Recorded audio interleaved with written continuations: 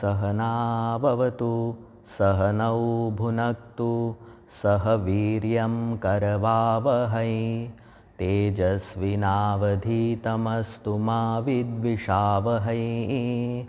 ओम शांति शांति शांतिः।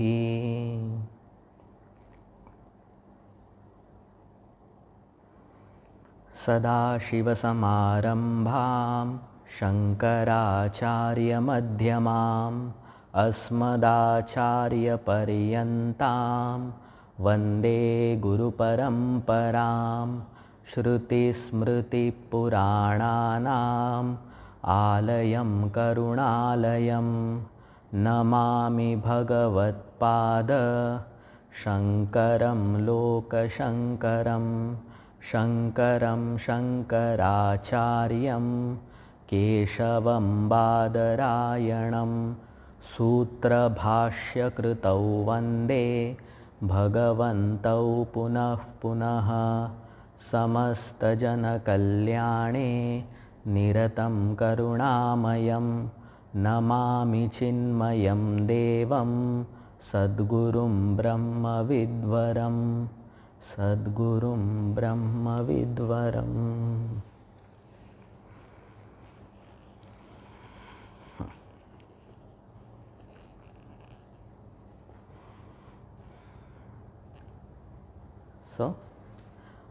प्राप्त परिस्थिति में स्वधर्म का निश्चय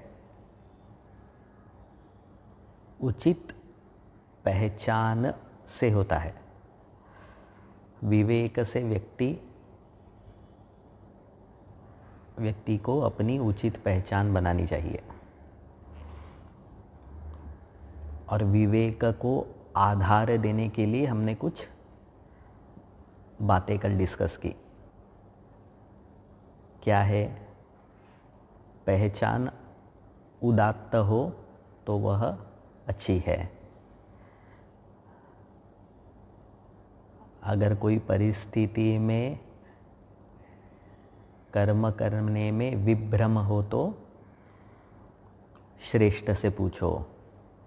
जीवन में कोई श्रेष्ठ व्यक्ति, जिसे आप गुरु कह सकते हो या जिसे आप आइडियल कहते हो, होना बहुत ज़रूरी है।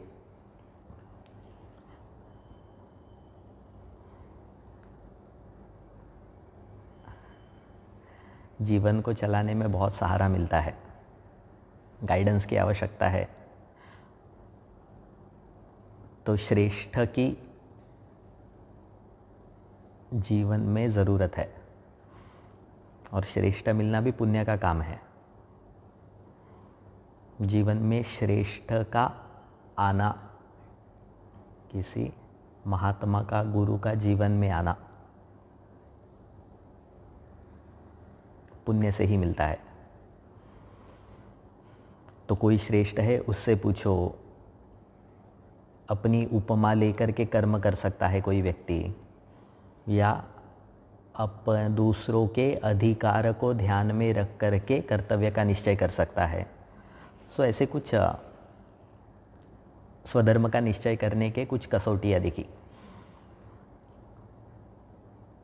तो ये तो प्राप्त परिस्थिति में स्वधर्म क्या है इसको समझने के लिए, बुद्धि को चालना देने के लिए कुछ चीज़ें हैं। पर हर रोज़ का मेरा स्वधर्म क्या है, जिसे हम नित्य कर्म कहते हैं। एज अ हिंदू या एज अ वैदिक सनातनी या सनातन धर्म में जो है, ऐसे व्यक्ति का नित्य कर्म, नित्य स्वधर्म क्या है? तो शास्त्रों में अलग अलग जगह पे अलग अलग बातें कही है। जैसे 18वें अध्याय में भगवद गीता कहती है, यज्ञ दान तपः कर्म न त्याज्यम कार्यम एव। कार्यम का मतलब कर्तव्यम, ये करना ही है। क्या? यज्ञ दान तपः, ये आपके नित्य कर्मों में आना चाहिए। तैत्तरीय उपनिषद कहता है, स्वाध्याय प्रवचनाभ्याम न प्रमदितव्यम। तो स्वाध्याय प्रवचन, सत्य, वहाँ पे भी सत्य कहा है, तपह कहा है, ये नित्य होना चाहिए। अलग अलग जगह पे अलग अलग मतलब पॉइंटर्स ऐसे शास्त्र में दिखते हैं, पर एक जगह पे शास्त्र में ही नित्य कर्मों का संपूर्ण वर्णन प्राप्त होता है पंच महायज्ञों के रूप में। किसी भी व्यक्ति के नित्य जीवन में क्या स्वधर्म है, इसका रेखांकन हमारे शास्त्रों ने पंच महाभूतों के रूप में किया है। और ये बहुत सुंदर है, वर्सेटाइल है ये सारे। एक्चुअली इसमें क्वालिटीज़ या सारे व्यू पॉइंट्स आ जाते हैं इस पंच महायज्ञ में।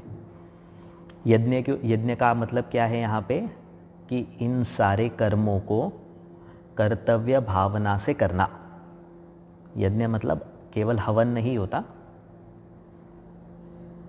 तो ये जितने भी अभी 5 प्रकार के जो कर्म शास्त्र बताता है, इसको कर्तव्य बुद्धि रख करके करना, तो फिर यह यज्ञ कहलाता है।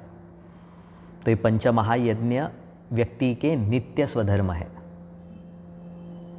हर रोज, नित्य मतलब क्या, हर रोज करने लायक है। क्या है ये पंच महायज्ञ? तो 5 कहते हैं। देव यज्ञ, भूत यज्ञ, मनुष्य यज्ञ, ऋषि यज्ञ, ऋषि यज्ञ या ब्रह्म यज्ञ भी कहते हैं, ऋषि यज्ञ या ब्रह्म यज्ञ। और 5वां है पितृयज्ञ। देव यज्ञ, भूत यज्ञ, मनुष्य यज्ञ, ऋषि यज्ञ और पितृयज्ञ। तो इस संक्षेप में देखेंगे कि ये 5 यज्ञ क्या है, ये नित्य कर्म किस तरह से बनते हैं। देव यज्ञ का मतलब है भगवत आराधना, भगवान की आराधना देव यज्ञ है। ये क्या है, से अगर हम देखेंगे जगत में तो हमें सब कुछ प्राप्त हुआ है, मिला है। Everything is given by the Lord. मैंने एक बार ऐसे ही मनुष्य और भगवान का डिस्कशन हुआ, तो अस्मिता क्लेश है मनुष्य में। तो फिर वो भगवान को बोलने लगा, आपने जगत बनाया, अच्छा बनाया है, पर हमने भी कोई कम चीज़ें नहीं बनाई है। हमने भी कंप्यूटर्स बनाए हैं, न्यूक्लियर रिएक्टर्स, बड़ी बड़ी इमारतें बनाई है, कितने सोफिस्टिकेटेड हमने इंस्ट्रूमेंट्स बनाए हैं। तो आपकी और हमारी कंपैरिजन तो हो सकती है। तो भगवान ने कहा ठीक है, बहुत अच्छा है। तो भगवान कहते ठीक है, तुमने घट बनाया है क्या, मटका, पॉट, तो बना के दिखाओ। तो फिर वो मनुष्य घट को बहुत ही सुंदर तरीके से बनाता है, पेंट वगैरह करता है, अच्छा एकदम वन ऑफ द क्लास ऐसा घट बनाता है। तो भगवान कहते हैं तुमने घट नहीं बनाया है, ये तो तुमने सिर्फ मेरी मिट्टी को आकार दिया है। मैं कह रहा हूँ कि घट बनाओ मतलब शुरू से घट बनाओ, मिट्टी बनाओ पहले। घट को बनाने के लिए जो जल लगता है, पानी लगता है, उसको बनाओ, अग्नि लगता है, उसको बनाओ। ये सारी चीज़ें तुम्हें प्राप्त हुई है, तुम इसका सिर्फ इस्तेमाल करना जानते हो।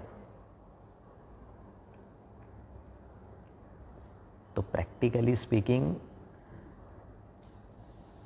ये जो सृष्टि है, ये जो भगवान की सृष्टि है, ये हमें मिली है। तो भगवान, विश्वरूप भगवान जो विश्व के रूप में प्रकट हुए हैं, विराट रूप से प्रकट हुए हैं, उस भगवान की आराधना देव यज्ञ है। कैसे आराधना करना है, उस समय अपनी पहचान क्या होगी, दास भाव की। व्यक्ति भगवान का सेवक है, व्यक्ति भगवान का दास है।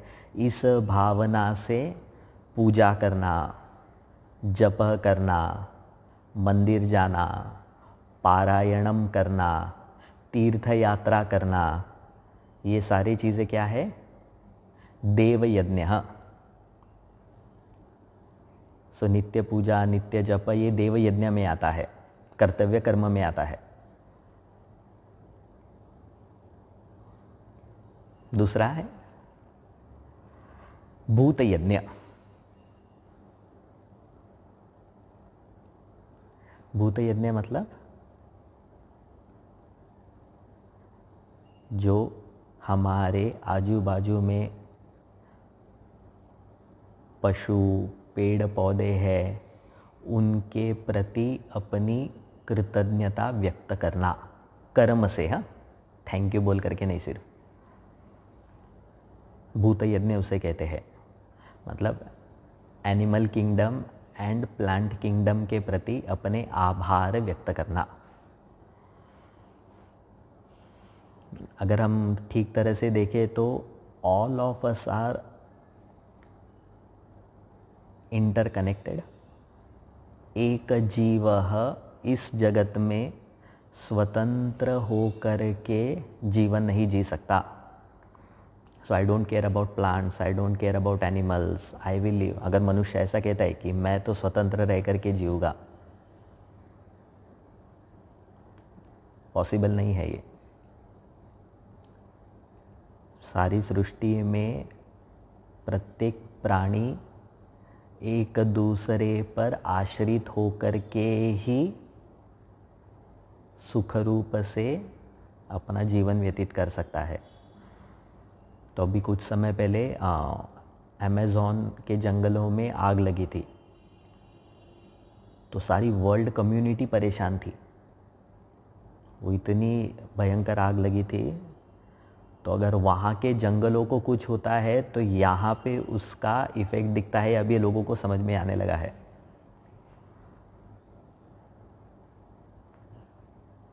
तो शास्त्र क्या कहता है? वसुधैव कुटुंबकम की पहचान बनाओ।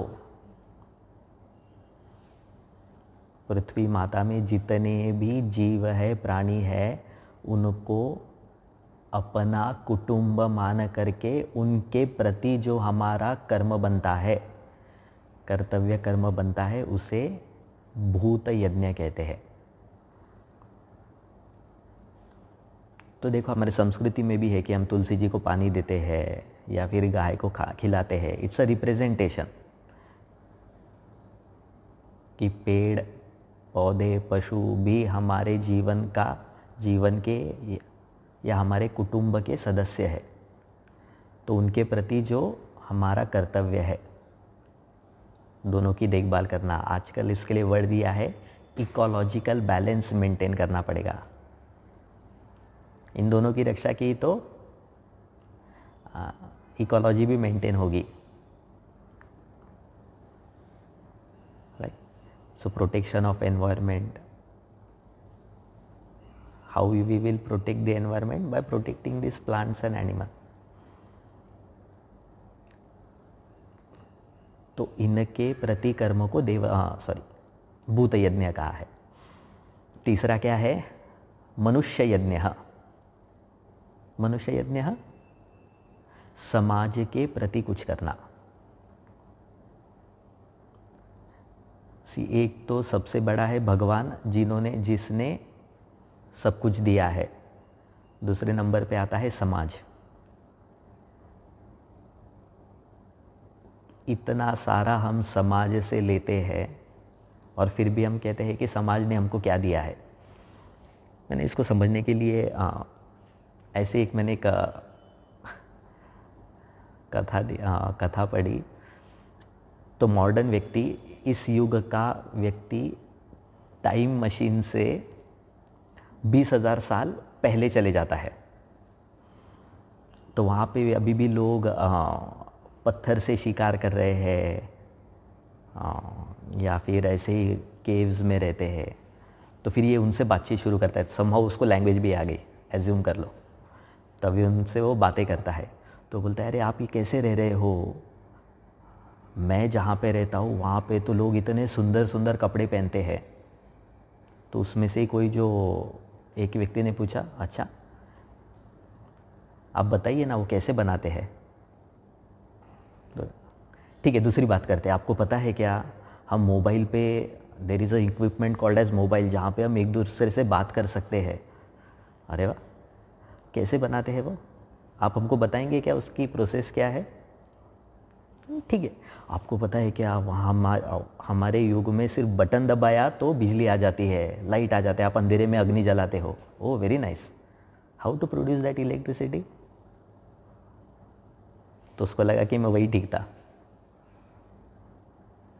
कहना क्या है कि ये सारी चीज़ें जाने अनजाने में हमको मिल रही है and we are taking it for granted. कौन दे रहा है ये? तो इनके प्रति भी जो समाज हमको ये दे रहा है, उसके प्रति जो हमारे कर्तव्य है वो है मनुष्य यज्ञ।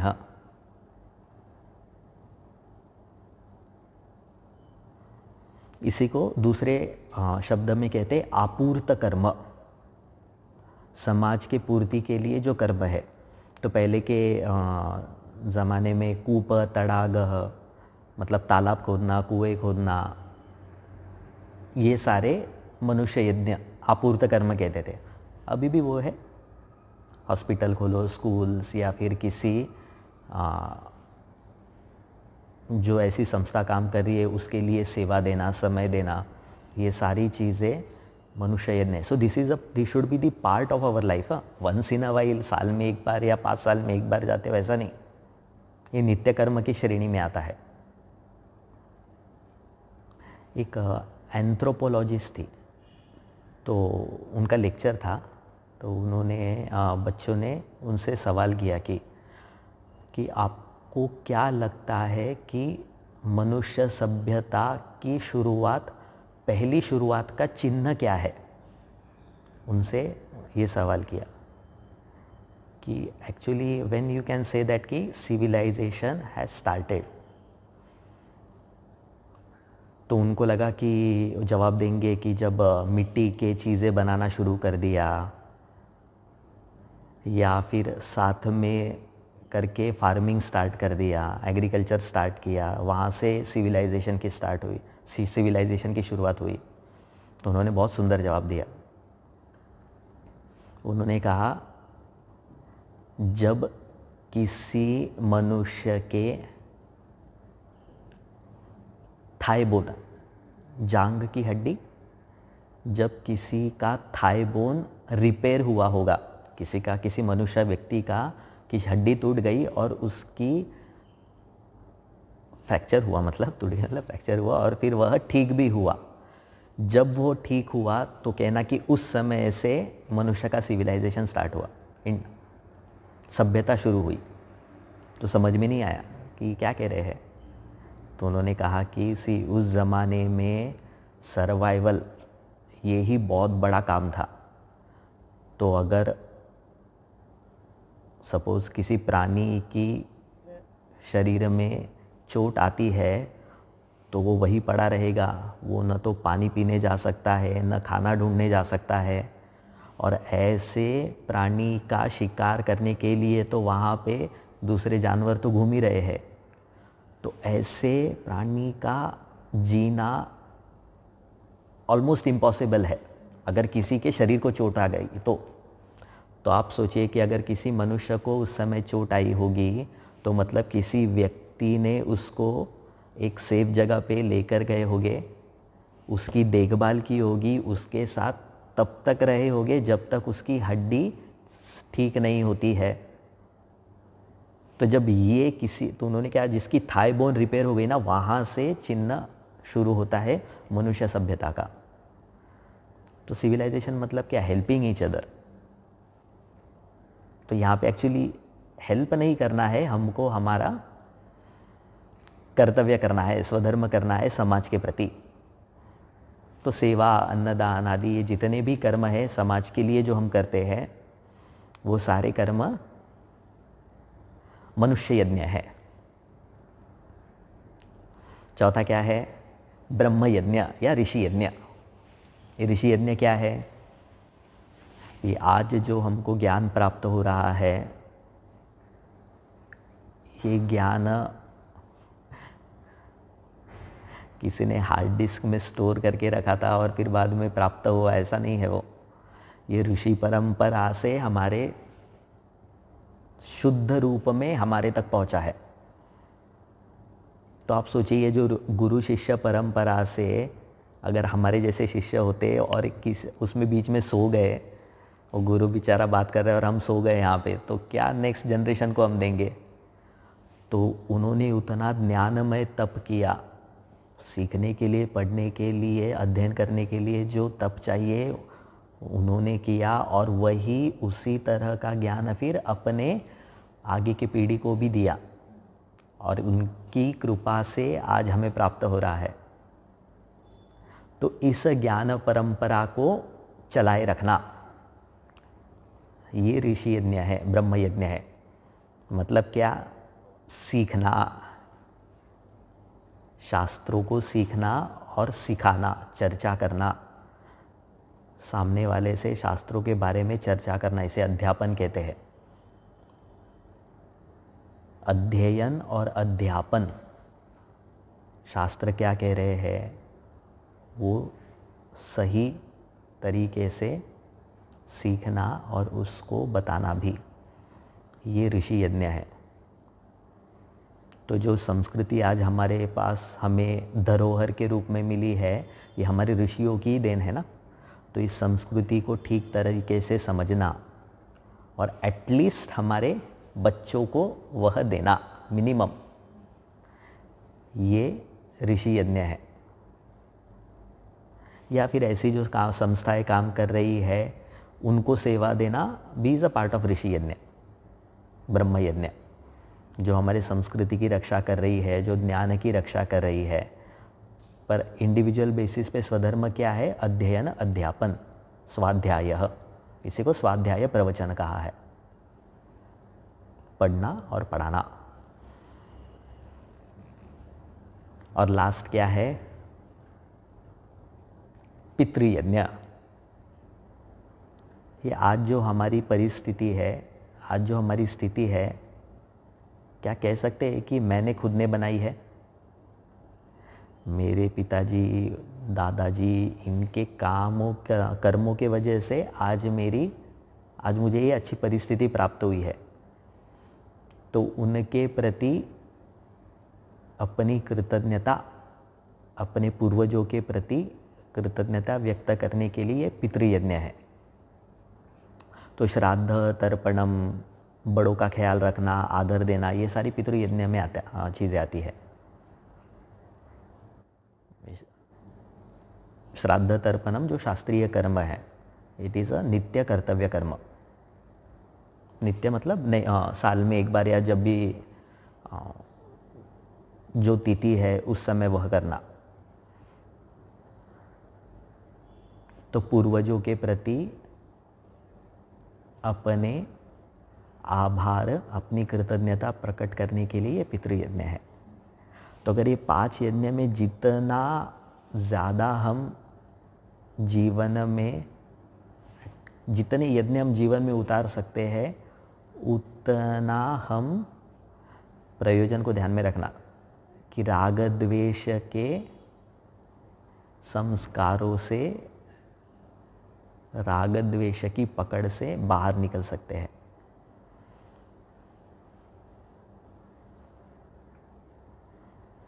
यस, तो ये 5 शास्त्र पंच महायज्ञ कहते हैं। तो हमने क्या क्या देखा? एक तो स्वधर्म क्या है? स्वधर्म की मुख्य कसौटी है अपनी पहचान। प्राप्त परिस्थिति में उचित पहचान हमको रखनी चाहिए, तद अनुसार फिर कर्म होता है। और हमारे नित्य कर्म, नित्य स्वधर्म क्या है? तो अभी एक क्वेश्चन आता है, ठीक है, मैं हमेशा प्राप्त परिस्थिति कह रहा हूँ, मतलब परिस्थिति हमको जो मिली है, तो क्या परिस्थिति बनाना हमारा स्वधर्म नहीं है क्या? मतलब दूसरे शब्दों में कहे कि क्या अपनी इच्छाओं को पूरा करना स्वधर्म नहीं है क्या? ठीक है, ये जो आप कह रहे हो बहुत अच्छा है, पर मेरी खुद की भी, स्वयं की भी कुछ इच्छाएं है, मुझे स्वयं को भी कुछ प्राप्त करना है, तो क्या वह स्वधर्म है क्या नहीं? वो तो उसकी तो बात ही नहीं की आपने यहाँ पे। ऑब्वियसली वो भी स्वधर्म है, विल सी दैट टुमारो। ओम पूर्णमदः पूर्णमिदं पूर्णात् पूर्णमुदच्यते पूर्णस्य पूर्णमादाय पूर्णमेवावशिष्यते। ओम शांति शांति शांति। हरि ओम श्री गुरुभ्यो नमः। हरि ओम।